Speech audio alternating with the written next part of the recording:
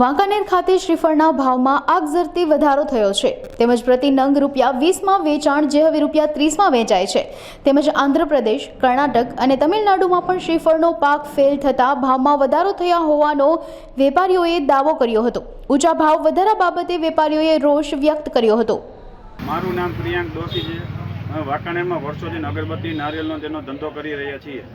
આ વર્ષે નારિયેળમાં આગ ઝડપી તેજી જોવા મળી રહી છે। એમાં નારિયેળ અમે 15 દિવસ પહેલાં ₹20નું વેચતા હતા તે અત્યારે ₹30 પણ માંડ વેચી શકીએ છીએ। જે કોથળો 1300-1400 80 નંગનો કોથળો હતો તે અત્યારે 2000-2100 આવી રહ્યો છે।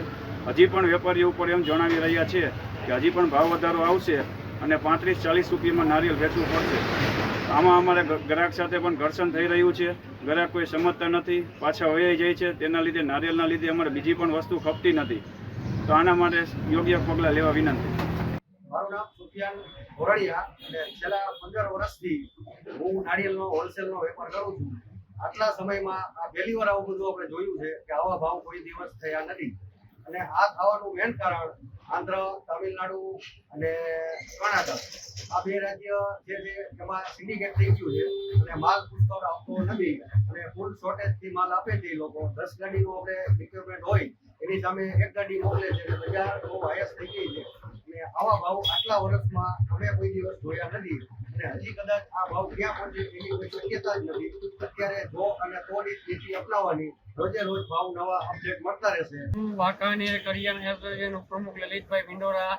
વાંકાનેરમાં છેલ્લા ઘણા વર્ષોથી મારે કરિયાણાની દુકાન છે। અત્યારે જે ધાર્મિક ઉપયોગમાં આવતી વસ્તુ શ્રીફળની અંદર જે આગ ઝડપી તેજી એવી છે, જે એક શ્રીફળની કિંમત ₹20 હતી તે રિટેલ ભાવ ₹30 થઈ ગયો છે।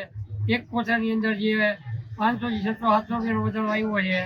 એના માટે થઈને હું એવું કહું છું કે બને ત્યાં સુધી શ્રીફળના ભાવ ધાર્મિક ઉપયોગમાં હોય તો વ્યાજબી ભાવ રહે અને એકદમ વ્યવસ્થિત ભાવ રહે। શ્રીફળમાં તેજી આવવાનું કારણ ઉપરથી એવું જાણવા મળે છે કે તામિલનાડુને શ્રીફળ આવે છે અને તામિલનાડુમાં ખેડૂતોની સિન્ડિકેટ થઈ ગઈ છે અને ખેડૂતો હવે તામિલનાડુના ખેડૂતો નીચા ભાવમાં માલ વેચતા નથી। આંધ્રપ્રદેશ અને કર્ણાટકના શ્રીફળનો પાક ફેલ છે। આંધ્રપ્રદેશ અને કર્ણાટકના શ્રીફળ નહીં આવવાને કારણે તામિલનાડુના ખેડૂતોએ સિન્ડિકેટ કરીને શ્રીફળના ભાવમાં એકદમ વધારો કરીને દોઢા ભાવ કરી નાખ્યા છે। એના કારણે શ્રીફળની આવક છે નહીં અને શ્રીફળની એકદમ પાલાખાત છે। તો વાંકાનેરની અંદર ધાર્મિક ઉત્સવો, નવરાત્રિ આવી રહી છે, દિવાળી આવી રહી છે।